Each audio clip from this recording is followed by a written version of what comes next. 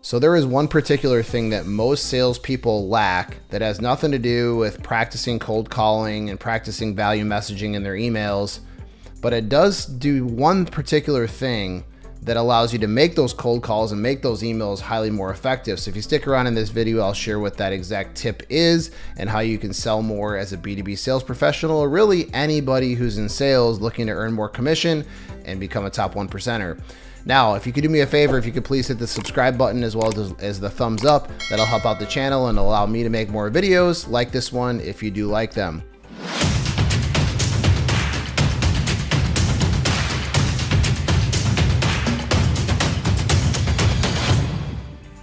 Now, as a sales professional, there's a lot of things that we need to practice. We need to practice cold calling. We need to practice, improving the copy of our emails.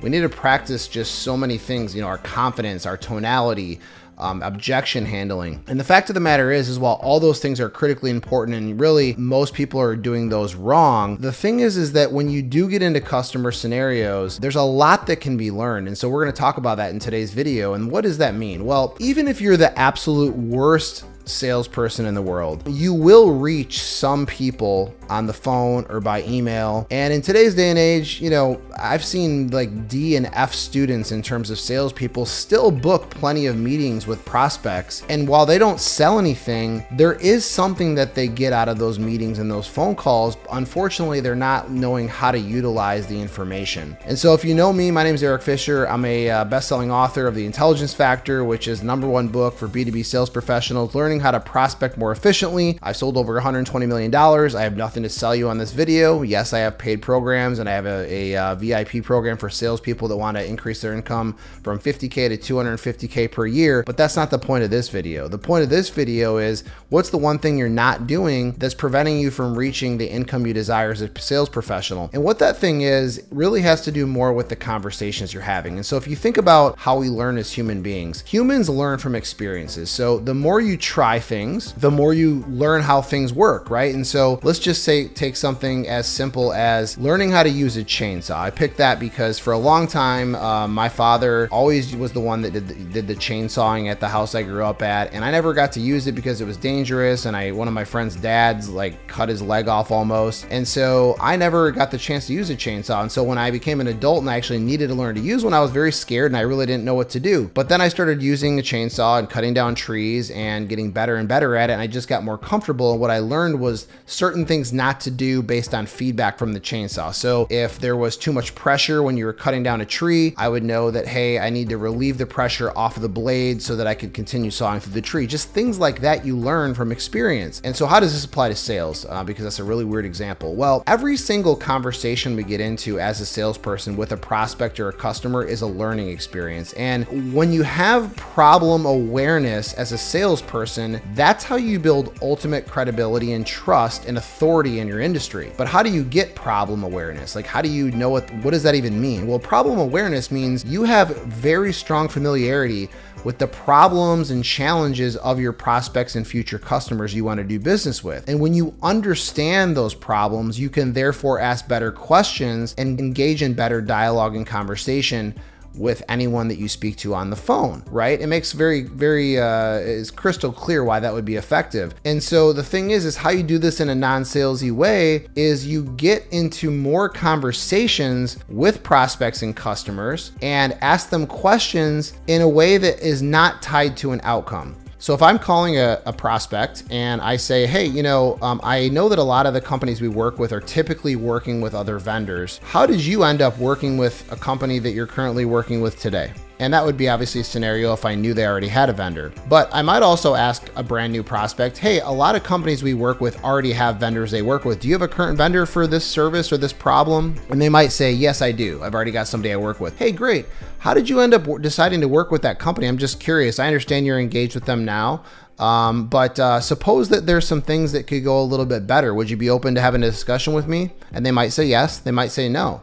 But at least at the bare minimum, you know how that second person you spoke to engaged with that vendor. And so you keep repeating this process over and over and over again. And eventually you have enough ammo and enough intelligence that you know how these companies engage with vendors each and every time. And so what that provides you is the ability to ask very strategic, pointed questions. Sales is all about questioning. When you ask questions, you are the one that is in control of the conversation. When you're doing all the talking, the prospect's in control. And it's also very uncomfortable for your prospect or customer just to sit and listen to you talk all the time. So again, the point of this entire video is that, we end up limiting ourselves as salespeople because we don't learn from each interaction. If you're not learning from each interaction as a salesperson, you are doing yourself a massive disservice and you're really limiting your ability to grow. It's probably the single greatest ingredient that I've ever been able to leverage as a salesperson is learning from each customer interaction or prospect interaction I have. And so ask yourself this question: what am I not doing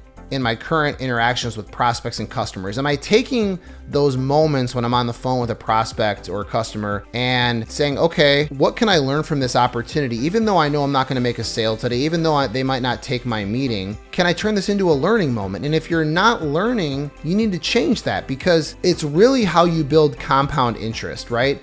And it's really how you learn to persuade people and influence them.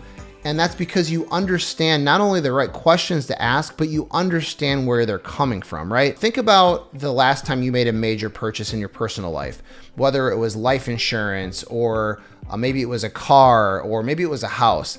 And whoever you were working with, whether it was a real estate agent, a car salesperson, or a life insurance salesperson, if they were to ask you questions that were so dialed in that showed that they had met with people and sold people their services before, so they for sure knew where you were coming from and the position you were in, how much more would you trust that person? I think we know the answer. The answer is you'd have immense amounts of trust, because you knew that person had been through this before. So here's the thing. What I like to call this is conversation connectors. Every single interaction that you get in with a prospect or a customer, whether you're in a demo, whether you're handling objections, whether it's just your first meeting with a customer, you need to write down the problems and the information that you're collecting, whether or not there's a sale to be made or not, whether or not it's going to advance to the next step in the sales process. You need to be writing down those details of the conversation. What did you learn? What did you hear from the prospect or the customer? What are the problems that they're solving with the solution they have? What are the buying signals they're giving you? What are the irritations they have? Because all of these scenarios, they don't just help you with the prospecting and business development side of the equation.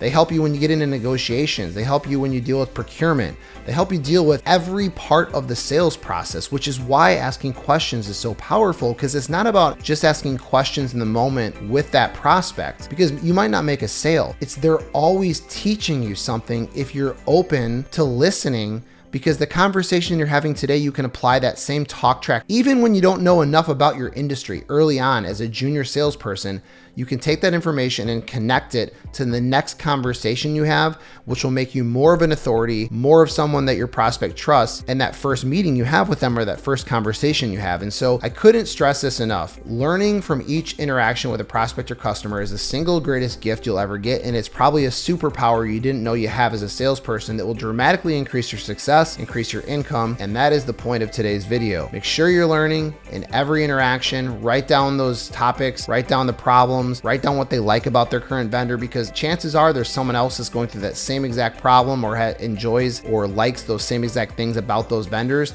And you should try to emulate to be like those companies or not like those companies based on what you hear. That way you'll have better conversations all around, and therefore your chances of selling a prospect something will increase over time, because you're going to be someone they trust more and you're just going to have more authority overall, especially if you're selling to a large customer. So that's all for today. Please do me a favor, hit the subscribe button and also hit the thumbs up button, which will help out the algorithm, boost up this channel so I can make more videos like this for you. If you're a salesperson and you're looking to sell more, you can click the link down below for my free book, The Intelligence Factor. It's the same exact methods I've used to sell over $120 million in sales in the business to business space. And that is all for now. I'll catch you guys in the next video. Thank you for watching.